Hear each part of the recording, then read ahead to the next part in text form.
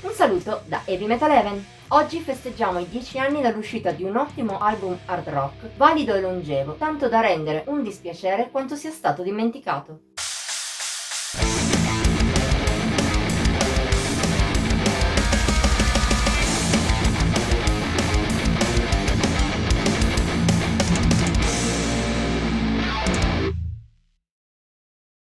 Forse per qualcuno potrebbe risultare triste, ma nella vita di un recensore la maggior parte dei dischi ascoltati e analizzati è destinata a cadere nel dimenticatoio.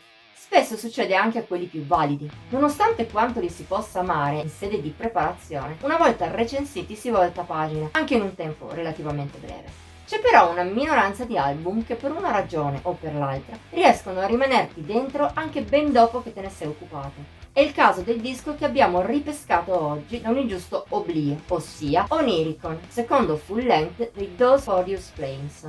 Avevamo recensito questa band proveniente dal Canton Ticino qualche mese dopo la pubblicazione sulla vecchia webzine. Se ti interessa leggere l'originale, trovi il link qui sotto in descrizione. Lo avevamo apprezzato abbastanza, ma non tanto da considerarlo un capolavoro. Eppure nel corso degli anni chi all'epoca se n'era occupato ha continuato ad ascoltarlo e ad apprezzarlo con addirittura una lieve crescita attraverso gli ascolti lungo gli anni.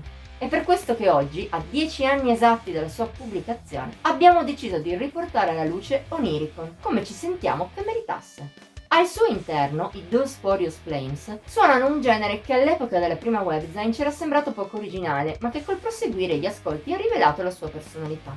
Non che sia qualcosa di innovativo, sia chiaro, si rifà molto all'hard rock anni 70 con riferimento in Led Zeppelin, Uriah Heep, Blue Oyster Cult e AC/DC. In più ci sono momenti di appesantimento che rasentano il metal classico e altri che al contrario si fanno più dilatati. In effetti i ticinesi hanno una forte tendenza verso temi scientifici e fantascientifici nei testi e ciò si riflette anche nelle atmosfere spaziali che tirano fuori spesso. Il complesso è inoltre corredato da una consapevolezza un po' più moderna, che rende lo stile di Oniricon ancor meno derivativo. Più che altro forse il punto in cui i Those Furious Flames hanno cercato di più di imitare il passato è nel suono generale, curato tra l'altro insieme a Ian Perez dei Wolfmother. Ciò però, più che un effetto vintage, ha condotto a una registrazione troppo grezza, che valorizza i riff e in generale la musica degli svizzeri, meno di quanto forse avrebbe potuto. Questo è però l'unico difetto di un disco che per il resto ha ispirazione da vendere. Nei suoi 51 minuti non c'è neppure un pezzo uguale agli altri. Di sicuro Oniricon non pecca del difetto moderno della ripetitività. Non parliamo poi dell'altra pecca usuale, l'assenza di hit.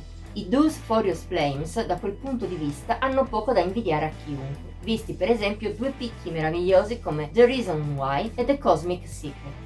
La prima, grazie a un'energia travolgente, ma anche momenti psichedelici e più lenti, ti conduce in un viaggio sia nello spazio con le sue atmosfere e il suo testo, sia nel tempo, riportandoti a tratti nelle atmosfere autentiche dell'hard rock anni 70. La seconda invece è profonda e introspettiva.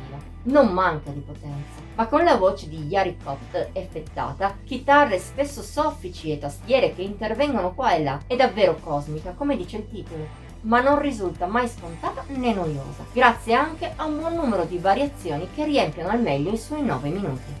Tuttavia, Oniricon non si ferma qui. Ci sono tanti altri brani degni di nota, come per esempio Future Man, con un ritornello catchy davvero di grande impatto, alternato a strofe più riflessive e lente, in un gran bel contrasto.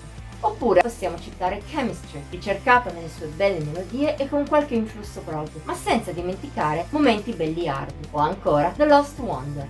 Inizia lenta, ma poi assume un dinamismo e una pesantezza quasi metal che la rendono travolgente, per poi confluire in un finale bello sabbatiano. Anche in generale, all'interno della scaletta non c'è neppure un pezzo meno che buono, a dimostrazione di quanto all'epoca i Those Furious Flames fossero pieni di estro e di idee.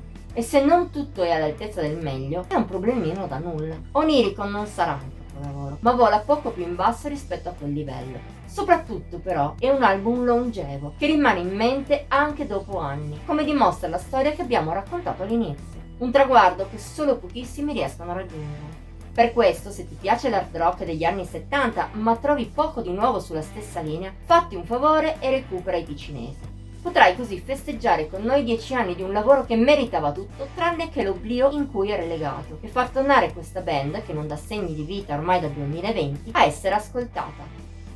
Voto di Heavy Metal Heaven 88 su 100. La nostra settimana si chiude qui. Ti abbiamo attratto verso i ticinesi?